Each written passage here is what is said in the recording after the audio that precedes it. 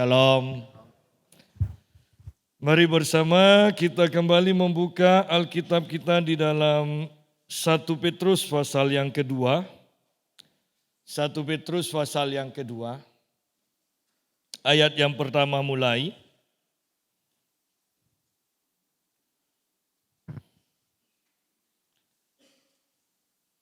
Karena itu buanglah segala kejahatan, segala tipu muslihat, dan segala macam kemunafikan, kedengkian, dan fitnah.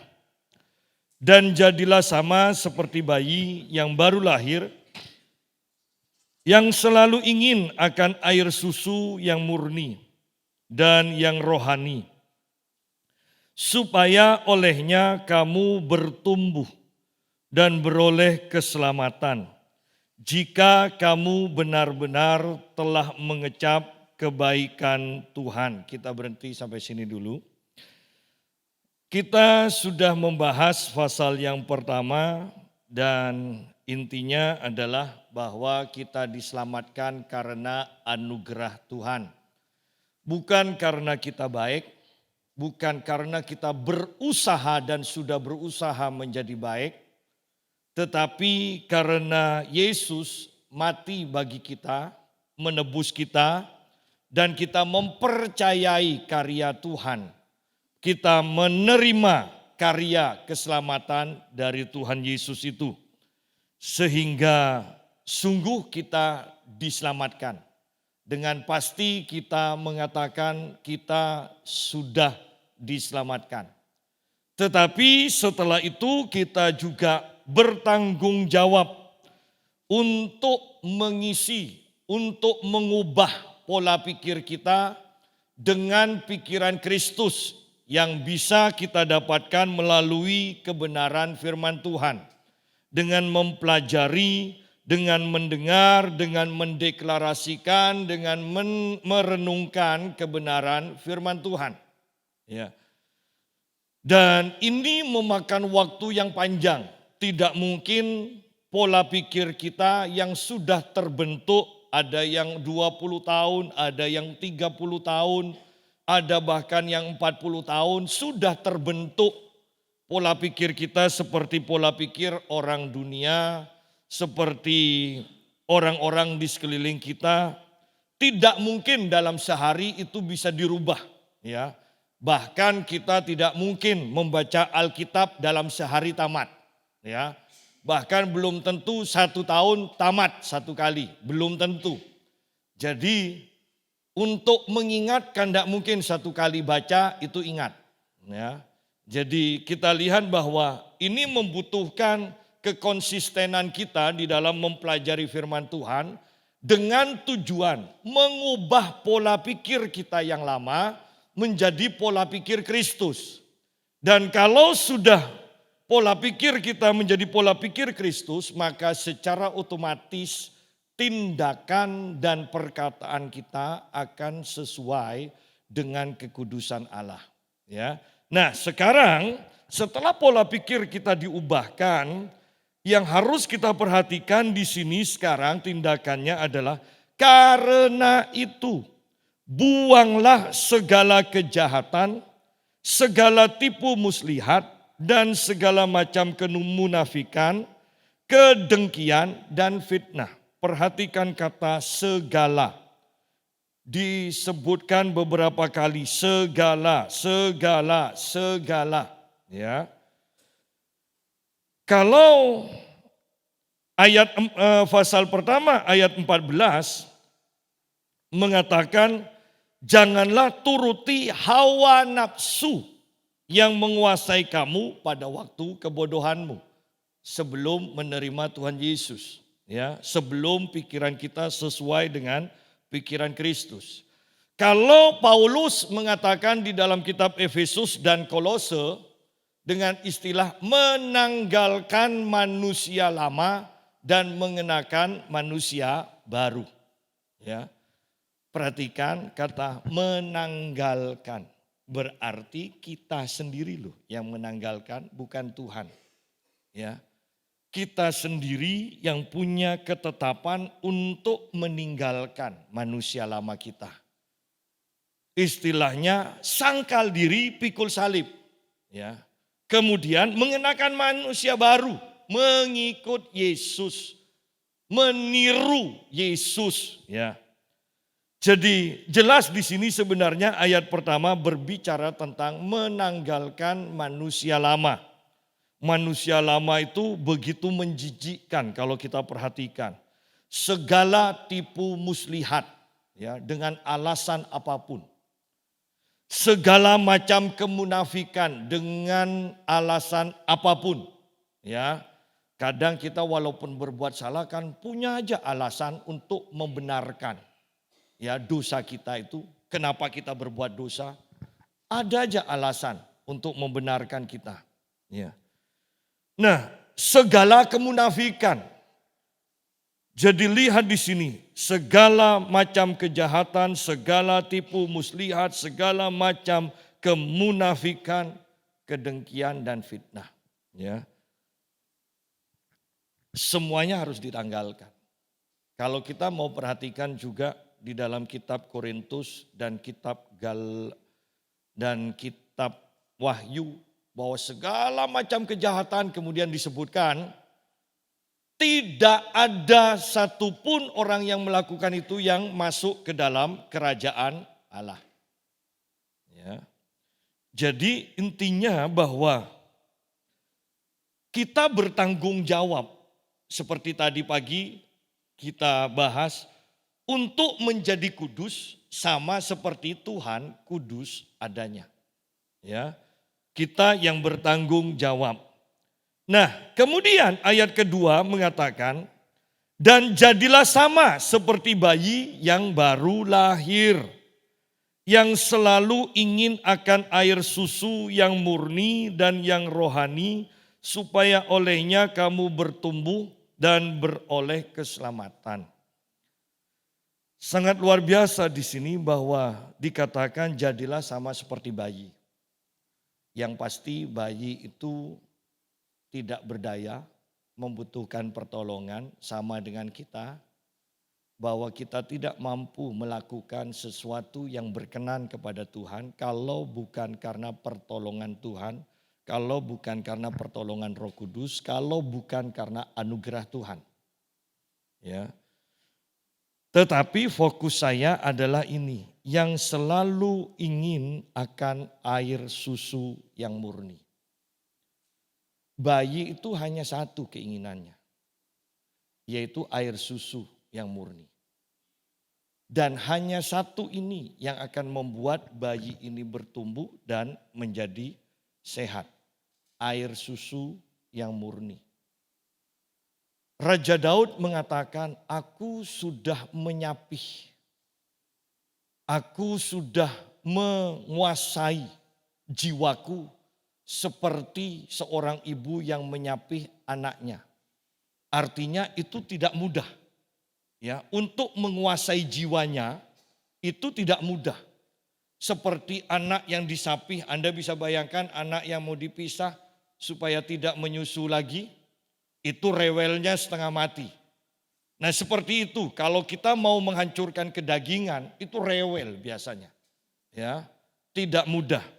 Tetapi yang harus kita perhatikan, ingat bayi ini hanya menginginkan air susu. Hanya satu saja yang selalu ingin akan air susu yang murni. Kembali saya menekankan, ingat. Musa hanya punya satu keinginan, yaitu melihat kemuliaan Tuhan. Ya, Daud hanya punya satu keinginan, tinggal di dalam bait, di dalam pelataran bait Allah. Ya. Paulus hanya punya satu keinginan, yaitu ingin mengenal Tuhan. Salomo hanya punya satu keinginan, yaitu minta hikmat Tuhan. Ya. Seorang tokoh publik di Indonesia, Helmi Yahya mengatakan, engkau untuk menjadi orang besar, engkau tidak bisa menjadi orang yang ahli dalam dua bidang. Engkau harus cari satu bidang di mana engkau menyukai dan engkau memang berbakat di sana dan itu harus diasah terus-menerus dikatakan. Maka engkau akan jadi orang besar. Ya. Dan di sini kita lihat bahwa bayi ini hanya punya satu keinginan, yaitu minum susu yang murni. Hanya itu saja. Walaupun kita orang dewasa mengatakan, alah stik lebih enak. Bayi tidak mau. Bayi tidak kepikiran. Bahkan bayi bisa mati kalau makan stik. Ya. Paulus kepada Timotius mengatakan ibadah kalau disertai rasa cukup itu banyak manfaatnya. Ya, banyak manfaatnya. Ibadah harus disertai rasa cukup. Bagaimana bisa mempunyai rasa cukup sekaligus mempunyai banyak keinginan? Anda harus cukup satu saja. Kalau keinginan kita adalah Tuhan, kalau keinginan kita adalah firman. Pak, masa hidup hanya berdasarkan firman? Alkitab memang katakan seperti itu. Manusia hidup bukan dari roti saja atau istilahnya dari hal-hal yang jasmani. Tetapi manusia hidup itu berdasarkan firman Tuhan. Dengan firman Tuhan ini orang-orang akan bisa berkarya sebagaimana mestinya dan menghasilkan. Oleh karena itu kembali kita lihat di sini bahwa bagaimana dengan keinginan kita? Apakah terlalu banyak? Tadi pagi kita sudah singgung ketika istri saya bertanya, kok bisa ya orang-orang itu dulu sangat mengasihi Tuhan, sekarang kok sepertinya bisa berkurang mengasihi Tuhan. Dan saya menjawabnya, karena orang itu dulu mengasihi hanya Tuhan, sekarang mengasihi beberapa yang lain selain Tuhan. Ya. Sehingga kasihnya terpecah. Bukan tidak mengasihi Tuhan lagi, tetapi sudah tidak 100%. Oleh karena itu betapa pentingnya ayat ini yang mengatakan, seperti bayi yang selalu ingin akan air susu yang murni dan yang rohani. Karena kita sadar bahwa kita ini manusia rohani, sehingga kita butuh hal yang rohani untuk membuat kita bertumbuh. Ya. Dan saya percaya banyak orang Kristen kalau mendengar saya menyampaikan ini pasti ya sepakat, amin. Tetapi tidak pernah ngerti, tidak pernah memasuki akan hal-hal yang rohani. Ya. Bahkan saya ragu apakah semua orang Kristen mengerti bahwa dirinya yang utama itu adalah manusia rohani yang membutuhkan makanan rohani. Kebanyakan dari kita itu jarang nangis loh. Kalau kita itu tidak mendapat makanan rohani yang benar. Kita itu jarang nangis kalau kita tidak merasakan hadirat Tuhan lagi. Tetapi kalau kita jatuh miskin, kalau kita sakit, kalau apapun juga bahkan dihina, difitnah, kita bisa nangis. Kenapa? Karena kesadaran kita sepenuhnya adalah hal-hal yang jasmani. Kita tidak sadar bahwa diri kita itu manusia rohani dan yang terpenting adalah hal-hal yang rohani. Oleh karena itu kembali ayat ini kita perhatikan sungguh-sungguh dan jadilah sama seperti bayi yang baru lahir, yang selalu ingin akan air susu yang murni dan yang rohani, supaya olehnya kamu bertumbuh ya, dan beroleh keselamatan. Ingat, keselamatan kita itu bukan terjadi satu kali dan selesai. Keselamatan kita satu kali dan terus dalam proses penyempurnaan keselamatan. Sampai kemudian dikatakan di dalam Korintus, sampai kita bertemu muka dengan Tuhan, barulah itu sempurna. Dikatakan. Ya. Dan tentunya kita sepakat bahwa waktunya semakin mendekat. Dengan keadaan-keadaan yang terjadi di sekeliling kita, kita sadar bahwa waktunya untuk bertemu Tuhan sudah semakin dekat. Ya, sehingga kita harus merasa cukup dengan ibadah. Kalau kita merasa kurang dengan hal-hal yang jasmani, saya mau tekankan, ingat, pada akhirnya itu semua tidak bisa dibawa. Ya, tidak bisa dibawa. Nah, jadilah sama seperti bayi yang baru lahir yang selalu ingin akan air susu yang murni. Selalu ingin firman Tuhan. Selalu ingin hal-hal yang rohani. Karena kalau tidak seperti itu, maka kita tidak bisa bertumbuh. Tidak bisa bertumbuh. Ya. Bayangkan kalau kita bekerja, pekerjaan kita tidak bertumbuh. Bukankah malu? Bayangkan kita punya anak, anak kita tidak bertumbuh. Mau tingginya, mau otaknya, bukankah kita akan malu? Tetapi mengapa sebagai orang yang rohani, ketika kerohanian kita bertumbuh, kok kita tidak malu? Ya. Seharusnya kan malu.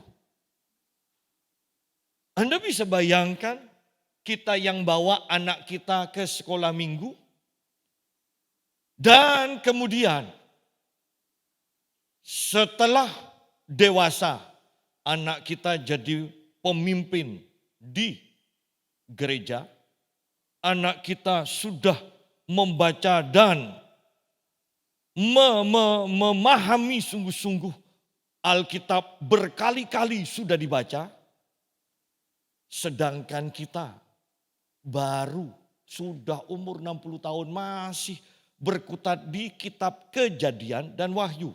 Anak kita sudah Kejadian sampai Wahyu berulang-ulang, kita masih Kejadian dan Wahyu. Kejadian dan Wahyu. Anak kita Kejadian sampai Wahyu, Kejadian sampai Wahyu. Mirip tapi tidak sama.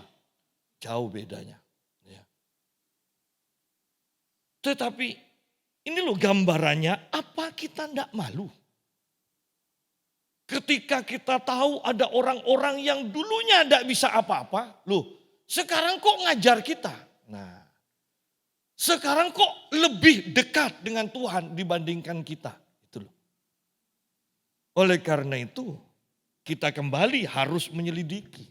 Tidak masalah walaupun terlambat, kita menyadari pasti ada yang salah. Iya, karena kita terlalu banyak keinginan akan hal-hal yang jasmani, dan mungkin bisa saya katakan sama sekali tidak menginginkan hal-hal yang rohani. Yang bisa membuat manusia rohani kita bertumbuh. Penting sekali kita beribadah dan kerohanian kita bertumbuh. Kenapa? Saya sudah beberapa kali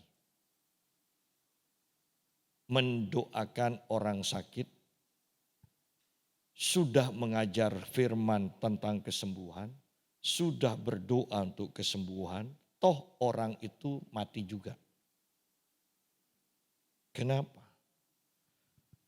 Karena ingat bahwa firman Tuhan itu tidak sekali sampai disampaikan dan langsung bekerja di dalam kita. Itu butuh pelatihan demi pelatihan. Pelatihan demi pelatihan. Bahwa dengan ibadah seperti ini, dengan membaca firman Tuhan, dengan merenungkan firman Tuhan, kita membangun iman kita. Ya, kita membangun iman kita.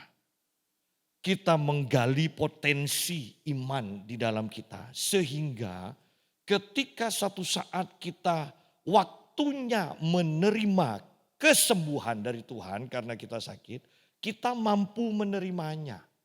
Ya. Kita jarang menggali potensi iman yang ada di dalam kita loh. Sehingga ketika satu waktu dibutuhkan, kita itu tidak mampu walaupun kesembuhan itu Tuhan berikan dan memang sudah direncanakan untuk kita. Karena manusia rohani kita tidak bertumbuh, kita tidak mampu menerimanya. Ya. Sama dengan orang-orang, kalau bagi saya untuk lebih memahami, apakah di dalam tubuh saya ini ada potensi untuk mengangkat barbel 150 kilo? Dari awal ada, tapi saya harus melatihnya. Dari 20 kilo, naik 25 kilo, naik jadi 30 kilo. Mungkin ya kemungkinan kemudian saya berhenti latihan sampai 120 kilo. Ya. Tetapi satu saat saya ditantang untuk mengangkat 125 kilo. Dengan atmosfer di sekeliling saya yang memberi semangat, walaupun saya tidak bisa mengangkat 125, tidak pernah mengangkat 125 kilo, tapi sudah terbiasa dengan 120 kilo, dibantu dengan atmosfer yang menyemangati, ketika 120 kilo saya angkat, saya bisa melakukannya. Tetapi kalau saya tidak pernah melatih, kemudian ada tantangan, untuk mengangkat 120 kilo, mau atmosfer bagaimanapun tidak akan bisa.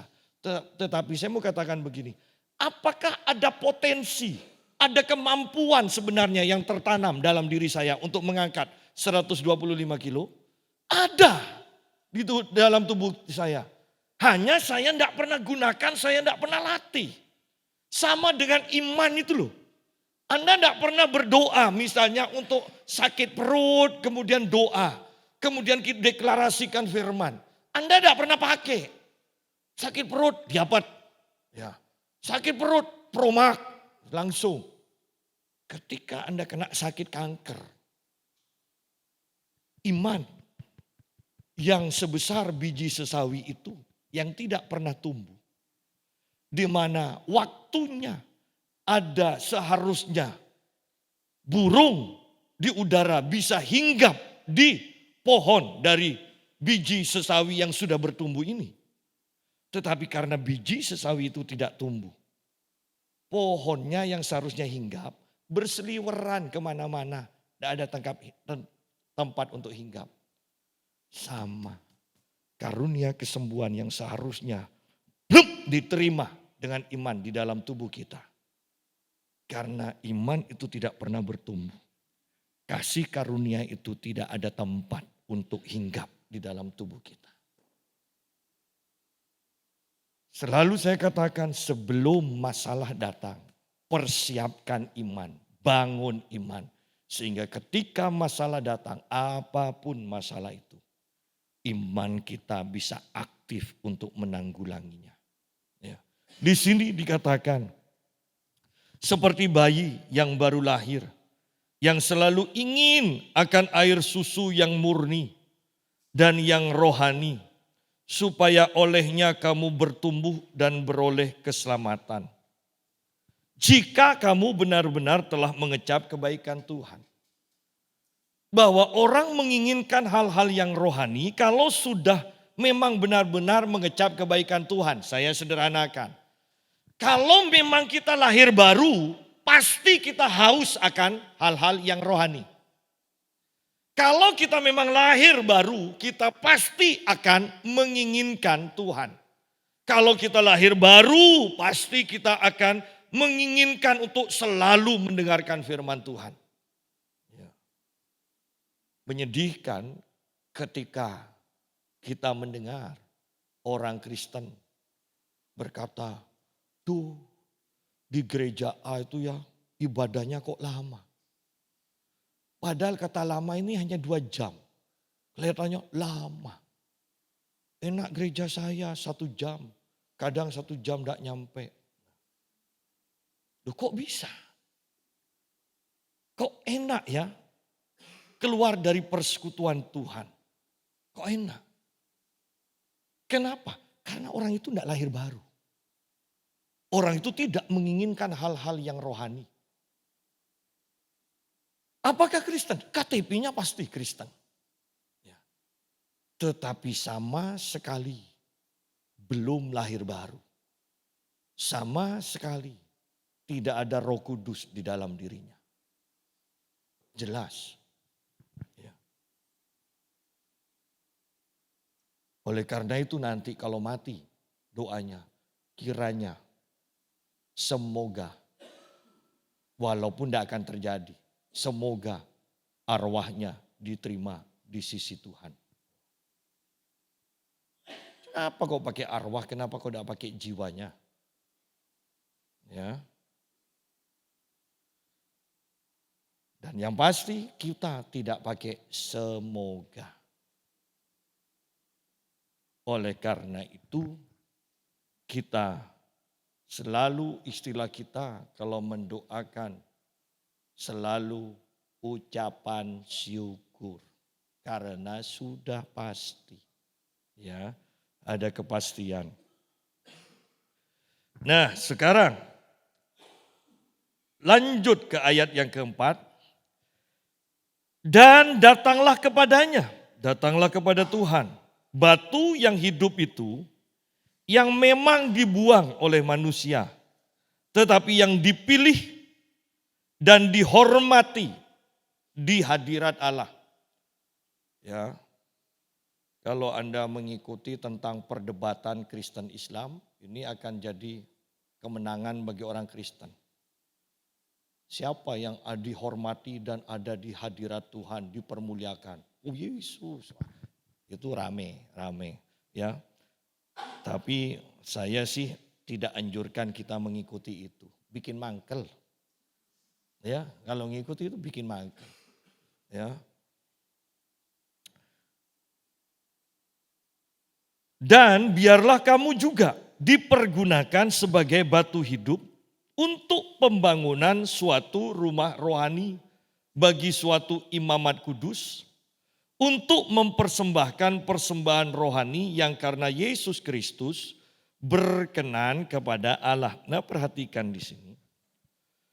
Banyak orang ingin melayani Tuhan dan ingin dipakai oleh Tuhan. Ya, ayat yang kelima. Biarlah kamu juga dipergunakan sebagai batu hidup untuk pembangunan suatu rumah rohani. Tetapi banyak orang juga lupa bahwa ayat 4 seharusnya itu mendahului dari pelayanan.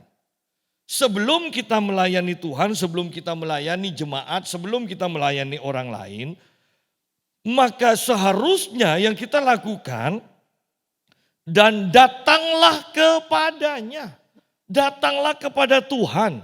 Batu yang hidup itu yang memang dibuang oleh manusia tetapi yang dipilih dan dihormat di hadirat Allah. Jadi kita itu harus datang. Kita harus sering datang kepada Tuhan. Baru kemudian kita ini bisa dipakai oleh Tuhan sebagai batu yang hidup untuk membangun rumah Allah. Ya. Artinya bahwa sebelum kita masuk dalam pelayanan, kita itu harus banyak menghabiskan waktu bersekutu dengan Tuhan. Jangan mengandalkan kekuatan sendiri. Ya. Jangan. Ya.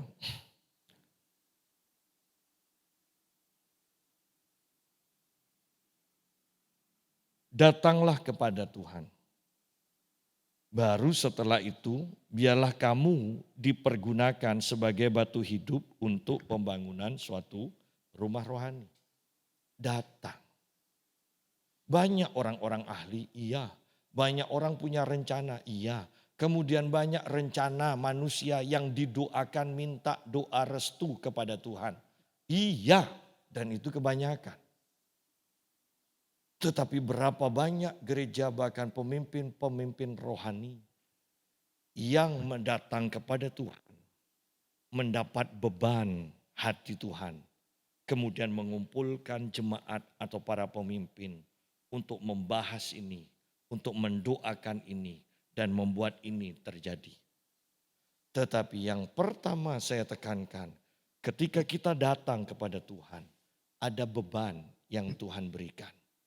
Baru di sini beban ini kita gunakan masuk dalam pelayanan supaya beban ini tergenapi. Seringkali hal ini urut-urutannya bukan seperti ini. Seringkali kita mau pelayanan terlebih dahulu baru minta doa restu dari Tuhan. Ya, saya pakai kata doa restu karena itu lebih tepat kan? Ya.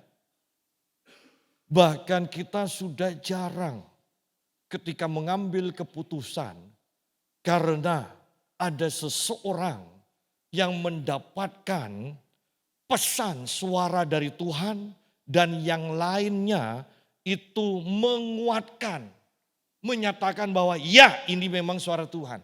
Jarang.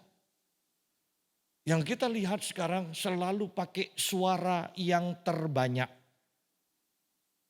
Kenapa? Karena suara yang terbanyak hanya modal mulut dan otak, tetapi tidak pernah mau mengandalkan, tidak pernah bersusah payah dengan mematikan manusia lama dan memunculkan manusia baru ini. Itu sukar mematikan manusia lama dan memunculkan manusia baru dalam Kristus, itu sukar dan butuh waktu. Tetapi kalau hanya nyatet di selembar kertas, nomor 1 yang dipilih, nomor 2 kan gampang kan? Bahkan tidak perlu doa, tidak perlu puasa. Ya, cocok-cocokan aja. Yang saya mau tekankan dengan kejadian seperti ini bahwa ini loh keadaan gereja sekarang yang sebenarnya jarang sekali mengandalkan Tuhan. Ya, jarang sekali. Bagaimana ketika kita diberi beban oleh Tuhan untuk melakukan sesuatu. Kemudian ketika kita tanya, wah ada dananya atau enggak? Kas berapa? Enggak ada. Oh ya sudah, berarti belum waktunya. Loh, kenapa kok enggak didoakan terus? Supaya beban yang dari Tuhan ini tergenapi. Bahwa ketika kita bawa ini ke dalam tangan Tuhan, maka Tuhan pasti akan buka jalan. Tetapi hal-hal yang seperti ini jujur sudah jarang ditemui di dalam kehidupan gereja. Sekarang gereja itu sangat-sangat sama dengan orang-orang sistem pemerintahan, sistem dunia. Oleh karena itu, mari kembali kepada firman Tuhan. Bahwa kehidupan sangkal diri pikul salib ikut Tuhan Yesus itu harus digalakkan kembali dalam kehidupan kita. Ya. Dan biarlah kamu juga dipergunakan sebagai batu hidup untuk pembangunan suatu rumah rohani bagi suatu imamat kudus.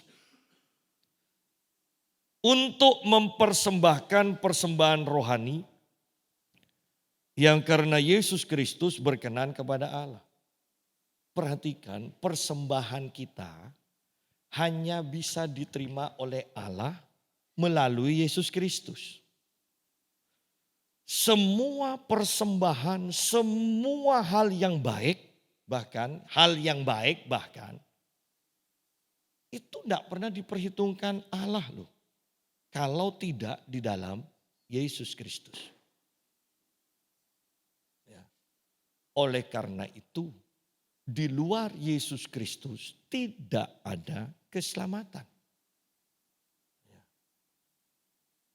Di luar Yesus Kristus tidak ada keselamatan. Kalau kita mengatakan di luar Yesus Kristus juga ada keselamatan dengan jalannya masing-masing, saya yakin bahwa orang itu belum diselamatkan oleh Tuhan. Karena ketika kita diselamatkan oleh Tuhan, kita punya kesaksian batin. Dengarkan ini, bukan kefanatikan, kita punya kesaksian batin bahwa tidak ada keselamatan di luar Yesus Kristus. Itu baru orang lahir baru. Itu baru sungguh-sungguh manusia rohnya diselamatkan. Bukan hanya pengertian, bukan hanya logika. Kalau hanya berdasarkan logika, maka kita akan mengatakan begini. Kan Tuhan itu baik, Tuhan Maha Kasih. Tidak mungkinlah Tuhan tega untuk menghukum manusia di neraka. Kemudian hukuman kekal, sudah namanya hukuman kekal. Masih diperhalus lagi atau dilemahkan dengan mengatakan, walaupun tidak dicatat di dalam Alkitab, sebenarnya hukuman di neraka itu hanya untuk sementara, bukan untuk selama-lamanya. Oh, ini sudah mulai banyak hamba-hamba Tuhan yang sepakat dengan prinsip seperti ini. Coba lihat bahwa ketika kita tidak sungguh-sungguh mengenal Tuhan, saya mau tekankan begini. Ketika Anda tidak bergerak berdasarkan manusia rohmu, maka kita gampang disesatkan.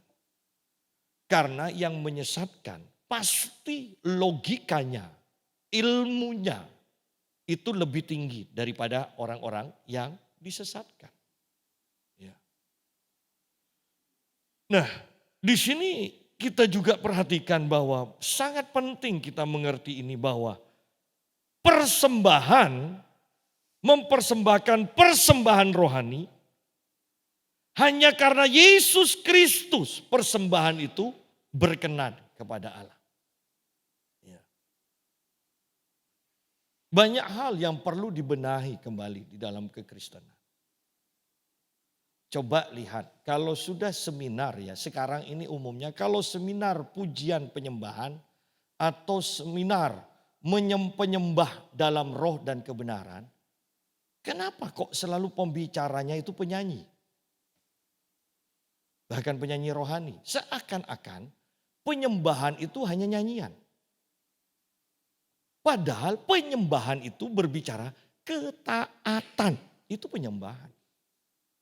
Orang yang menyembah, ketika seorang raja menyembah raja yang menaklukkan, maka yang dituntut itu bukan nyanyiannya loh. Yang dituntut itu ketaatannya.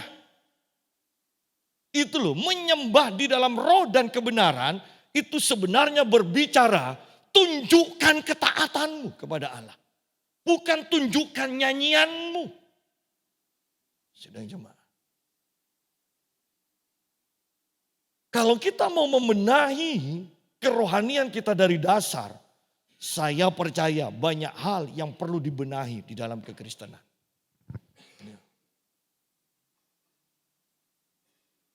Walaupun ketika kita sudah kalau kita atau gereja sudah nyaman, tidak mungkin mau dibenahi. Ya, sudah nyaman. Ya, hati-hati di sini. Ayat yang ke-6. Sebab ada tertulis dalam kitab suci, sesungguhnya aku meletakkan di Sion sebuah batu yang terpilih, sebuah batu penjara yang mahal. Dan siapa yang percaya kepadanya tidak akan dipermalukan. Karena itu bagi kamu yang percaya ia mahal, tetapi bagi mereka yang tidak percaya, batu yang telah dibuang oleh tukang-tukang bangunan telah menjadi batu penjuru. Juga telah menjadi batu sentuhan dan suatu batu sandungan. Mereka tersandung padanya karena mereka tidak taat kepada firman Allah. Dan untuk itu mereka juga telah disediakan. Ingat, Yesusnya sama yang disediakan untuk keselamatan seluruh dunia hanya satu, yaitu Yesus. Tetapi dari penerimaan atau penolakan orang tentang Yesus, maka Yesus bisa bagi yang menerima karya Yesus, maka Yesus menjadi di sini dikatakan batu penjuru. Ya. inti sebuah bangunan. Batu penjuru itu bukan peletakan batu pertama bagi orang Yahudi, bukan. Tidak tahu bagaimana caranya orang Yahudi itu kalau menyebut batu penjuru, itu sebuah bangunan. Kalau satu batu ini diambil, seluruh bangunan itu akan hancur. Itu yang disebut batu penjuru. Bukan batu pertama, bukan. Ya. Batu yang menentukan apakah bangunan itu bisa berdiri atau hancur. Ya. Bagi orang yang tidak percaya, tidak mau menerima Yesus, maka Yesus menjadi batu sandungan yang akan membuat orang itu tersandung jatuh. Ya. Jadi Yesus bahwa bagi seluruh dunia Allah sudah menetapkan satu. Ya. Yaitu Yesus. Bagi yang mau menerima, engkau selamat. Bagi yang tidak menerima, engkau akan jatuh, engkau akan binasa. Sama karena batu ini. Karena Yesus. Engkau selamat karena Yesus, engkau dihukum karena Yesus. Tadi pagi kita sudah bahas bahwa dosa yang tidak terampuni bukan dosa perzinahan. Bukan dosa pembunuhan. Tetapi dosa yang tidak terampuni adalah dosa yang tidak percaya kepada Yesus. Dosa yang tidak mempercayai karya Yesus.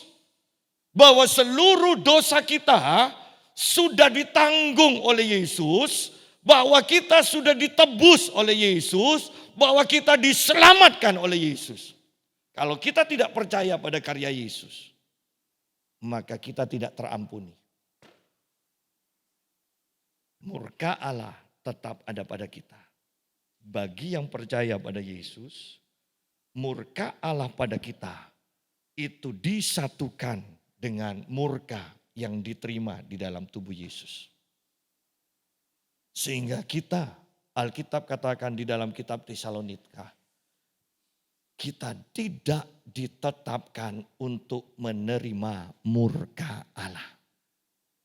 Karena murka Allah pada kita sudah dijatuhkan di dalam tubuh Yesus.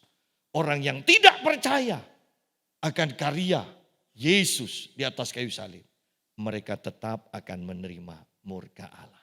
Sebaik apapun, karena Alkitab mengatakan semua manusia sudah berdosa dan sudah hilang kemuliaan Allah. Kitab Roma mengatakan. Jadi orang yang berdosa berusaha melakukan kebaikan, berlomba-lomba untuk melakukan kebaikan, tetap namanya orang berdosa, berusaha melakukan kebaikan, tetap orang berdosa. Ya. Ayat yang ke-9. Tetapi kamulah bangsa yang terpilih, imamat yang rajani, atau terjemahan lain mengatakan kerajaan para imam, bangsa yang kudus, umat kepunyaan Allah sendiri, supaya kamu memberitakan perbuatan-perbuatan yang besar dari Dia yang telah memanggil kamu keluar dari kegelapan kepada terangnya yang ajaib. Kamu yang dahulu bukan umat Allah, tetapi yang sekarang telah menjadi umat-Nya. Yang dahulu tidak dikasihani, tetapi yang sekarang telah beroleh belas kasihan. Orang yang percaya pada karya Yesus di atas kayu salib, dikatakan bahwa dulu engkau kegelapan, sekarang engkau terang. Dulu engkau bukan umat, sekarang engkau adalah umat Allah. Dulu engkau tidak dikasihani, tetapi sekarang engkau dikasihani. Dan bersyukur bahwa di sini dikatakan kamulah. Ya, perhatikan kata bangsa, perhatikan kata kerajaan para iman, perhatikan juga umat. Berarti itu suatu kumpulan. Dan Tuhan memanggil satu kumpulan besar untuk memberitakan perbuatan-perbuatan besar dari Allah. Berarti bahwa sekumpulan besar ini akan dibangkitkan oleh Tuhan. Mereka akan mengalami perbuatan-perbuatan besar dari Tuhan. Mereka akan melakukan perbuatan-perbuatan besar dari Tuhan. Dan mereka akan memberitakannya. Apakah itu pengalaman pribadinya disembuhkan kemudian diberitakan? Apakah pengalaman pribadinya menyembuhkan orang lain dan diberitakan? Sidang jemaat, seorang hamba Tuhan, Watchman Nee, mengatakan begini. Orang Kristen mempunyai dua kejadian kebahagiaan yang tidak bisa dilampaui oleh perbuatan-perbuatan apa saja atau keberhasilan-keberhasilan apa saja dalam kita berbahagia. Ini kebahagiaan yang pol, ya, istilahnya kebahagiaan yang pol. Apa itu? Dikatakan dua hal, yaitu kejadian ketika kita diselamatkan. Ya, orang kan bahagia. Itu bisa, kalau memang kita diselamatkan, kita itu bisa sampai ekspresi kita kepada siapa saja yang kita temui, kita akan menceritakan. Ya. Kedua, kebahagiaan yang kedua yang sama dengan itu, yaitu ketika kita memenangkan jiwa. Itu dua kebahagiaan yang tidak akan tergantikan oleh apapun juga. Kenapa banyak orang Kristen stres? Karena satu, kemungkinan dia belum sungguh-sungguh lahir baru. Yang kedua, karena dia tidak pernah memenangkan jiwa. Dia tidak pernah tahu kebahagiaan seperti apa, kegembiraan seperti apa, sukacita seperti apa, ya, yang Tuhan sediakan. Ya. Perbuatan baik kita tidak pernah bisa menggoncangkan surga loh. Tapi satu keselamatan seseorang, surga goncang. Anda bisa bayangkan kalau banyak orang diselamatkan, keadaan surga itu seperti apa? Surga goncang, bukan dengan perbuatan baik, bukan dengan keberhasilan kita, ya, bukan. Tetapi ketika seseorang diselamatkan,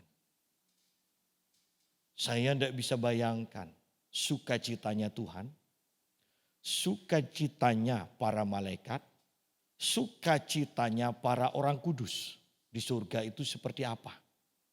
Sampai-sampai bisa terimpartasi, istilah saya, kepada kita yang membawa orang itu pada keselamatan. Sukacita surgawi itu.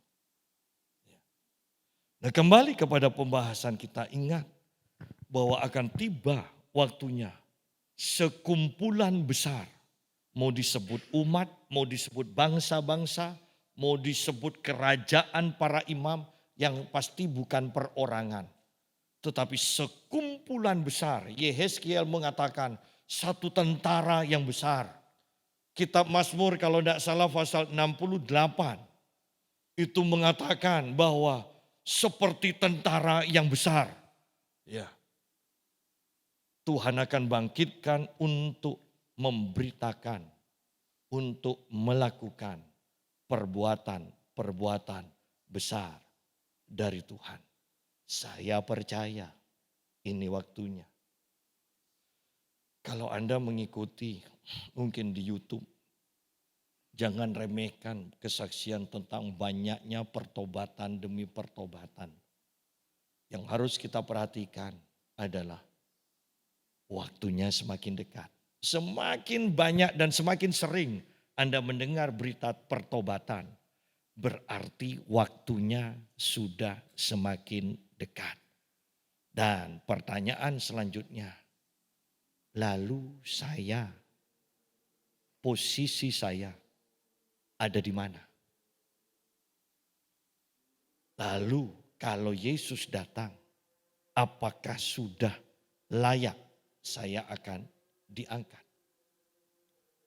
Ingat, hanya satu kesalahan yang seharusnya saya katakan seharusnya tidak dipandang kesalahan. Yang orang lain akan pandang biasa. Istri Lot hanya menoleh ke belakang. Dia tidak kembali ke rumahnya untuk ngambil kekayaannya loh. Dia hanya merasa sayang. Bukankah bisa diterima kan? Dengan logika kita. Ketika kekayaan kita hilang. Dan kita aduh sayang. Ternyata dengan sikap yang seperti itu. Bisa membuat istri Lot tertinggal dan bahkan menjadi tiang garam. Artinya bahwa Yesus datang. Hanya untuk mengangkat orang-orang yang sepenuh hati merindukan kedatangannya. Bukan setengah hati. Karena kalau setengah hati berarti setengah hatinya lagi kita merindukan hal-hal di dunia. Yang sepenuh hati. Oleh karena itu juga di dalam kitab Tawarik. Mata Allah menjelajah ke seluruh bumi. Untuk melimpahkan kuasa kekuatannya kepada orang dikatakan yang sungguh-sungguh 100% hatinya untuk Tuhan. Ini loh keinginan Tuhan. Ya, oleh karena itu firman akan memampukan kita untuk melepaskan, menanggalkan manusia lama. Sedikit dan digantikan dengan manusia baru. Pikiran yang lama digantikan dengan pikiran Kristus. Perjamuan kudus ini mengingatkan. Ingat kita tidak bisa apa-apa. Sepenuhnya kita bergantung kepada karya Yesus. Di atas kayu salib. Oleh karena itu Yesus mengatakan ingat. Jadikan ini peringatan akan aku. Ingat selalu karyaku. Ingat selalu pengorbananku. Maka engkau akan diselamatkan.